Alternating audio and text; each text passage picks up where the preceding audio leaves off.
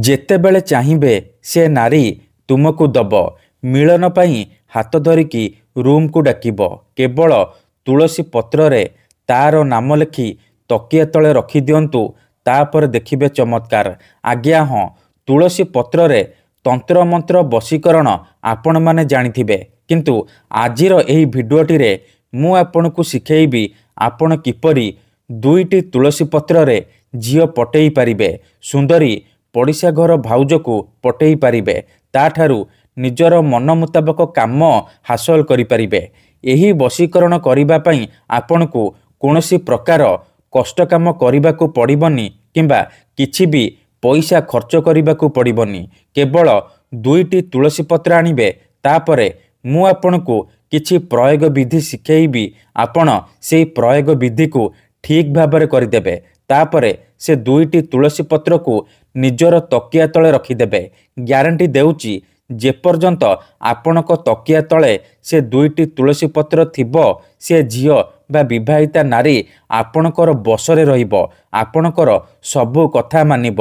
ଆପଣ ତାକୁ ଯାହା କହିବେ, ଯେମିତି କହିବେ ସିଏ କରିବ। କୌଣସି ପ୍ରକାର ବାଧା ଦେବ ନାହିଁ। ନମସ୍କାର ଫ୍ରେଣ୍ଡସ୍, ଓଡ଼ିଆ ଫଣ୍ଡା ଚ୍ୟାନେଲକୁ ଆପଣମାନଙ୍କୁ ସ୍ୱାଗତ। ଆପଣ ସମସ୍ତଙ୍କର ଇଚ୍ଛା ଥିବ ନିଜ ପସନ୍ଦର ଝିଅ ପଟେଇବା ପାଇଁ, ସୁନ୍ଦରୀରୁ ସୁନ୍ଦରୀ ପଡ଼ିଶା ଘର ଭାଉଜକୁ ପଟେଇବା ପାଇଁ, ତାଠାରୁ ନିଜର ମନ ମୁତାବକ କାମ ହାସଲ କରିବା ପାଇଁ। କିନ୍ତୁ ଇଏ ଏତେ ସହଜ ନୁହେଁ। ତେବେ ମୋ କଥା ମାନି ଆଜି ଦୁଇଟି ତୁଳସୀ ପତ୍ର ଆଣି ଏହି ବଶୀକରଣ କରନ୍ତୁ। ଗ୍ୟାରେଣ୍ଟି ଦେଉଛି, ଯେଉଁ ଝିଅ ପଟୁନଥିଲା, ଆପଣଙ୍କୁ ଭାव ଦେଉନଥିଲା, ସେ ଝିଅ ଆପଣଙ୍କୁ ଦେଖିବା ମାତ୍ରେ ନିଜେ ଆସି ଆପଣଙ୍କ ସହିତ କଥା ହେବ, ଆପଣଙ୍କୁ ଭଲ ପାଉଛି ବୋଲି କହିବ। ଯେଉଁ ବିବାହିତା ନାରୀ ବା ପଡ଼ିଶା ଘର ଭାଉଜକୁ ଆପଣ ଦିନରାତି ଭାବୁଛନ୍ତି, ତାର ସୁନ୍ଦରତାକୁ ଦେଖି ତା ଆଡ଼କୁ ଆକର୍ଷିତ ହେଉଛନ୍ତି, ସେ ନାରୀ ବା ଭାଉଜ ହାତ ଧରିକି ରୁମକୁ ଡାକିବ। ଯାହା ଚାହିଁବେ ତାହା କରିବ। କୌଣସି ପ୍ରକାର ବାଧା ଦେବ ନାହିଁ। ଏହି ବଶୀକରଣ ସାହାଯ୍ୟରେ ଆପଣ ବର୍ଷ ବର୍ଷ ଧରି ଭାଙ୍ଗି ଯାଇଥିବା ପୁରୁଣା ପ୍ରେମକୁ ଫେରାଇ ଆଣିପାରିବେ। ଶାଶୁ, ନଣନ୍ଦ, ଦିଅର, ଭାଉଜ କାହାକୁ ବି ନିଜ ବଶରେ କରି ତାଠାରୁ ନିଜର ମନ ମୁତାବକ କାମ ହାସଲ କରିପାରିବେ। ଏହି ବଶୀକରଣ କରିବା ସବୁଠାରୁ ସହଜ। କେଉଁ ବି ପୁଅ ବା ଝିଅ ତୁଳସୀ ପତ୍ରର ଏହି ବଶୀକରଣ କରିପାରିବେ। ନିଜ ପ୍ରେମକୁ ପାଇବା ପାଇଁ, ନିଜ ପ୍ରେମକୁ ହାସଲ କରିବା ପାଇଁ ଏହି ବଶୀକରଣ କରିପାରିବେ। କିନ୍ତୁ ବଶୀକରଣ କରିବା ପୂର୍ବରୁ ଗୋଟିଏ ଛୋଟିଆ କଥା ଜାଣି ରଖନ୍ତୁ, ଆପଣଙ୍କର ବଶୀକରଣ 100ରୁ 100% କାମ କରିବ। ଦେଖନ୍ତୁ, କେତେଜଣ କହୁଛନ୍ତି କି ଗୁରୁଜୀ ଆପଣଙ୍କର ବଶୀକରଣ କାମ କରୁନି। ଦେଖନ୍ତୁ, ଯେଉଁପରି ଆପଣ ଭଗବାନଙ୍କୁ ମାନୁଛନ୍ତି, ଭଗବାନଙ୍କ ଉପରେ ବିଶ୍ୱାସ ରଖିଛନ୍ତି, ନିଜର ସବୁ ଦୁଃଖ କଷ୍ଟ ଅସୁବିଧା ଭଗବାନଙ୍କୁ ଜଣାଉଛନ୍ତି, ଯଦି ସେ ଅସୁବିଧାର ସମାଧାନ ନ ହେଲା, ତାର ମାନେ ନୁହେଁ କି ଭଗବାନ ନାହାନ୍ତି। ସେହିପରି ମନ୍ତ୍ର ତନ୍ତ୍ର ହୁଏ, ବଶୀକରଣ କାମ କରେ, କିନ୍ତୁ ଏହାକୁ ଆପଣଙ୍କୁ ସିଦ୍ଧ କରିବାକୁ ପଡ଼ିବ। ପ୍ରୟୋଗ ବିଧିକୁ ଠିକ୍ ଭାବରେ କରିବାକୁ ପଡ଼ିବ। ମନ୍ତ୍ର ଠିକ୍ ସେ ଉଚ୍ଚାରଣ କରିବାକୁ ପଡ଼ିବ। କିଛି ବି ଭୁଲ ଭାଲ କଲେ ଆପଣଙ୍କର ବଶୀକରଣ କାମ କରିବନି। ପରେ ଆପଣ କହିବେ, ଗୁରୁଜୀ ଆପଣଙ୍କର ବଶୀକରଣ କାମ କରୁନି। ଏଥିପାଇଁ ମୋର ଆପଣମାନଙ୍କୁ ଅନୁରୋଧ କି ଆପଣ ଭିଡ଼ିଓକୁ ପୁରା ଧ୍ୟାନ ସହିତ ଦେଖନ୍ତୁ, ପ୍ରୟୋଗ ବିଧିକୁ ଠିକ୍ ଭାବରେ ବୁଝନ୍ତୁ, ତାପରେ ଆପଣ ବଶୀକରଣ କରିବା ପାଇଁ ଯିବେ। କାହିଁକି ନା ମୁଁ ଆପଣଙ୍କ ପାଇଁ ଯେଉଁ ବଶୀକରଣ ନେଇ ଆସୁଛି, ଏହି ବଶୀକରଣକୁ ପୂର୍ବରୁ ପ୍ରୟୋଗ କରିକି ଦେଖାଯାଇଛି। ଇଏ ପ୍ରଚଣ୍ଡ ମହାଶକ୍ତିଶାଳୀ ନାରୀ ମୋହିନୀ ବଶୀକରଣ। ଏହାର ପ୍ରୟୋଗରେ ହଜାର ହଜାର ଲୋକମାନେ ଲାଭବାନ ହୋଇଛନ୍ତି। ନିଜ ପସନ୍ଦର କେଉଁ ବି କୁଆଁରୀ ଝିଅ ବା ବିବାହିତା ନାରୀକୁ ଅତି ସହଜରେ ପଟେଇ ପାରିଛନ୍ତି। ଆଶା ଛାଡ଼ି ଦେଇଥିବା ଲୋକ ମଧ୍ୟ ନିଜ ପ୍ରେମକୁ ପାଇପାରିଛି।